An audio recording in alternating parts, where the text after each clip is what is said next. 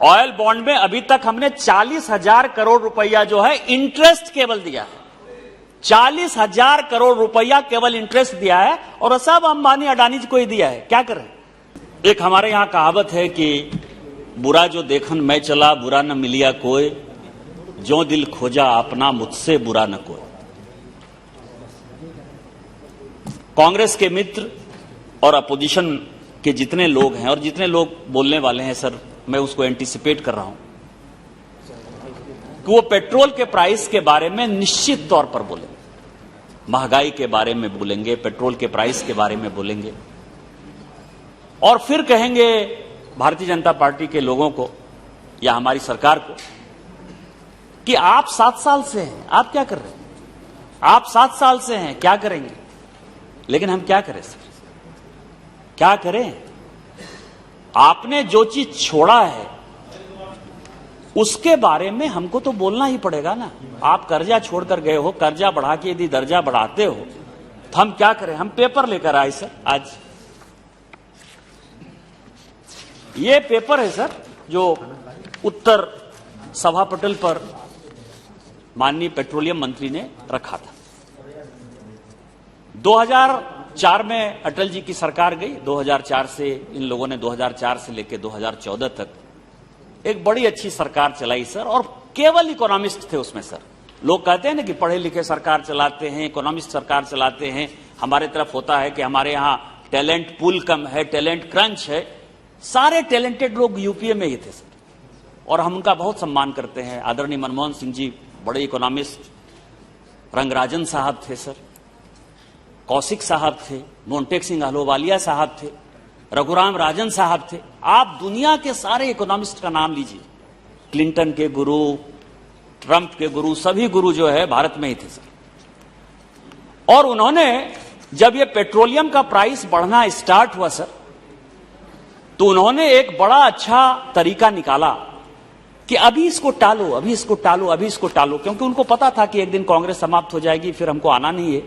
तो जो आने वाले लोग हैं उनको हम ऐसी परिस्थिति में धकेल कर जाएं जहां से कि उनकी वापसी का कोई रास्ता जो है नहीं दिखाई दे, क्योंकि वो अनपॉपुलर हो जाएंगे। उनको क्या पता था कि एक ऐसा मजबूत प्रधानमंत्री हो जाएगा जिसके ऊपर की पूरी देश की जनता को, 130 करोड़ जनता को विश्वास है, जिसकी बात पर विश्वास करके भारतीय जनता पार्टी फिर से चुनाव जीती। और उन्होंने सर लगभग 1,44,000 करोड़ का 1,44,000 करोड़ का ऑयल बॉन्ड जारी किया सर, और जिसका इंटरेस्ट रेट था 6.35 से लेके 8.4% तक सर। आज यदि गरीब लोग बैंक में पैसा जमा करने जाएं तो उनको 4%, 5% से ज्यादा इंटरेस्ट नहीं मिलता है। जो एम्प्लॉई हैं ईएफओ के, जो कि आप खुद ही मजदूर के नेता हैं सर, यदि आप देखेंगे तो सरकार को 8.5% से उसको डाउन करने की आवश्यकता पड़ रही है, क्योंकि वर्ल्ड मार्केट में जो है हमारा बैंकिंग सिस्टम सस्टेन नहीं कर पा रहा। आपने बिना किसी सोच के, सारे इकोनॉमिस्ट ने, सारे यूपीए के लोगों ने ये 1,44,000 करोड़ का ऑयल बॉन्ड जारी कर दिया सर। और आप समझें कि इस परिस्थिति में जब यह लौटाने की बात है, जब 2014 से है, क्योंकि कमिटमेंट है सर, भारत सरकार का कमिटमेंट है, देना है। 3 सॉवरेन गारंटी है, 3,22,000 करोड़, 1,44,000 करोड़ रुपया हमने लिया और 3,22,000 करोड़ रुपया हमको लौटाना है सर। लगातार चर्चा हो गई, अडानी की सरकार है, अंबानी की सरकार है, होते रहता है सर। जब कांग्रेस की सरकार थी तो हम लोग भी इधर से चिल्लाते थे कि टाटा की सरकार है, बिरला की सरकार है। जो बिजनेसमैन उस समय आगे बढ़ते हैं, निश्चित तौर पर मैंने सारे डिबेट डिस्कशन 1952 से सुने हैं सर, हमको कोई परेशानी नहीं है। लेकिन ये जो ऑयल बॉन्ड है सर, ये ऑयल बॉन्ड जो आप 1,44,000 करोड़ का 3,22,000 करोड़ रुपया दीजिएगा, ये किसको दीजिएगा? कभी आपने देखा है? सारे बड़े बिजनेसमैन जो हैं, जिनकी भी नेटवर्थ 5,000 करोड़ से ज्यादा है सर, उन सबों ने इसमें ऑयल बॉन्ड में इन्वेस्ट कर रखा है। अडानी और अंबानी की सरकार कांग्रेस है सर कि भारतीय जनता पार्टी? मेरा एक सीधा सीधा सवाल है सर। हम इसके लिए प्रयास कर रहे हैं। यूक्रेन क्राइसिस के बाद आज लगभग वर्ल्ड मार्केट में 130 से 139 डॉलर पर बैरल जो है क्रूड के ऑयल हो गए, दाम हो गए सर। क्या करें? हम भी आप ही की तरह नाटक करें? हम भी आने वाले जो जनरेशन है उनको जो है रोड पर भीख मांगने के लिए पैदा कर दें? हमारे प्रधानमंत्री ये नहीं चाहते। हमारे प्रधानमंत्री जी देश को ये बताना चाहते हैं कि ये सिचुएशन है और इस सिचुएशन में महंगाई बढ़ेगी, पेट्रोल के प्राइस बढ़ेंगे, एलपीजी के प्राइस बढ़ेंगे। वोट की राजनीति अलग है, देश की राजनीति अलग है। आज जो बातें कह रहे थे, 15 साल तक गौरव गोगोई साहब के पिताजी वहां मुख्यमंत्री रहे असम में, क्यों ऐसा हालत है? आप फ्री का जो है यदि किसी को बांटना शुरू करोगे, फ्री की बिजली दे देते हैं, फ्री का आपको मकान दे देते हैं, फ्री आपको इन्वेस्टमेंट दे देते हैं, पैसा प्रत्येक महीने दे देते हैं, क्या ये फ्री बी की सरकार आप चलाने की बात कर रहे हैं? और इसमें से इसके बाद आपको लगेगा कि केंद्र उसकी मदद करे? ये हालत थे सर। आपको हमारे देश की ताकत, हमारे प्रधानमंत्री जी की ताकत पर प्रधानमंत्री जी क्या कर रहे हैं? आप ऑयल ब्लेंडिंग की बात करें, आज 20% इथेनॉल यदि पेट्रोलियम प्रोडक्ट में प्रधानमंत्री जी देने की बात करते हैं, यूपीए चाहता था 5% के लिए, हम जब आए तो 10% देने की बात किए, और आज यदि हम 20% देने की बात कर रहे हैं तो हम ऑयल इंपोर्ट पर अपनी निर्भरता खत्म करना चाहते हैं। यदि आज उस दिन नितिन गडकरी साहब यदि बोल रहे थे कि हम इलेक्ट्रिक व्हीकल जो है ईवी 4 या हाइड्रोजन के से चलने वाले जो है व्हीकल को यदि बढ़ावा देंगे, और जो होने वाला है 5 साल 10 साल में, तो वही हालत होने वाला है जो 77 तक इस देश में। मैं आपको बताऊं कि यशवंतराव चौहान साहब बहुत बड़े नेता थे। यहां बैठी हुई सुप्रिया जी, यशवंतराव चौहान सेंटर जो है उनका पार्टी का ऑफिस है।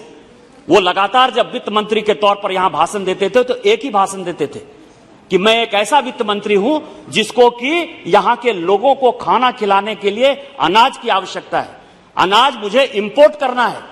और आज सिचुएशन यह है कि उस दिन पीयूष गोयल साहब बोल रहे थे हमारी सरकार ने 50 बिलियन का एक्सपोर्ट किया है। जो इंपोर्ट कर रहा था, जो देश इंपोर्ट कर रहा था, आज वो एक्सपोर्ट कर रहा है। और यही मैं कह रहा हूं, 50 बिलियन एक्सपोर्ट पहुंचा। मैं नहीं कहता कि किसी सरकार ने काम नहीं किया, लेकिन 50 बिलियन एक्सपोर्ट हो गया।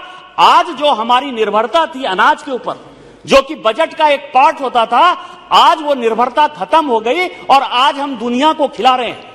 उसी तरह से यदि हम पेट्रोल और डीजल पर अपनी निर्भरता खत्म कर लेंगे, हाइड्रोजन आ जाएगा, इलेक्ट्रिक आ जाएगा, क्योंकि पूरी की पूरी रेल जो है वो सारी इलेक्ट्रिफिकेशन पर जा रही है, सारी इलेक्ट्रिक पर चलेगी सर।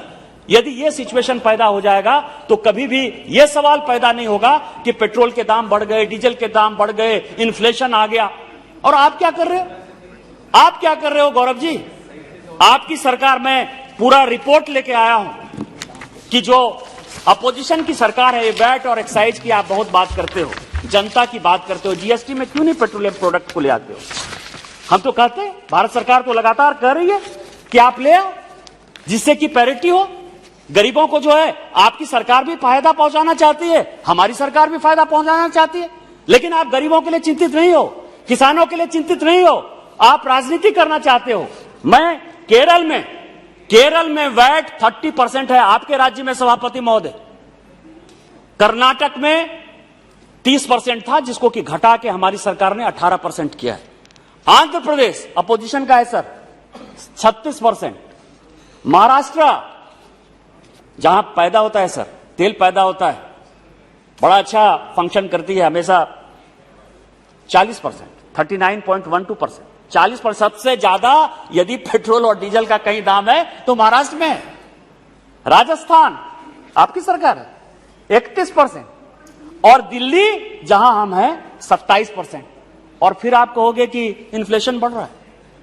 तो मेरा यह कहना है सर कि आज पूरे देश के सामने ये जो नोशन है कि हम पेट्रोल डीजल का दाम बढ़ा रहे हैं, ये खत्म हो जाना चाहिए सर। दूसरा सर, अब मैं आगे बढ़ता हूं सर। ऑयल बॉन्ड में अभी तक हमने 40,000 करोड़ रुपया जो है इंटरेस्ट केवल दिया है। 40,000 करोड़ रुपया केवल इंटरेस्ट दिया है, और सब अंबानी अडानी को ही दिया है। क्या करें? देंगे आप एक दिन निकालिएगा, आरटीआई से कहिएगा हमने अंबानी को दे दिया, अडानी को। आप थोड़े कहेंगे कि आपने इस देश को बर्बाद किया था, उसका खामियाजा हमको भुगतना पड़ रहा है।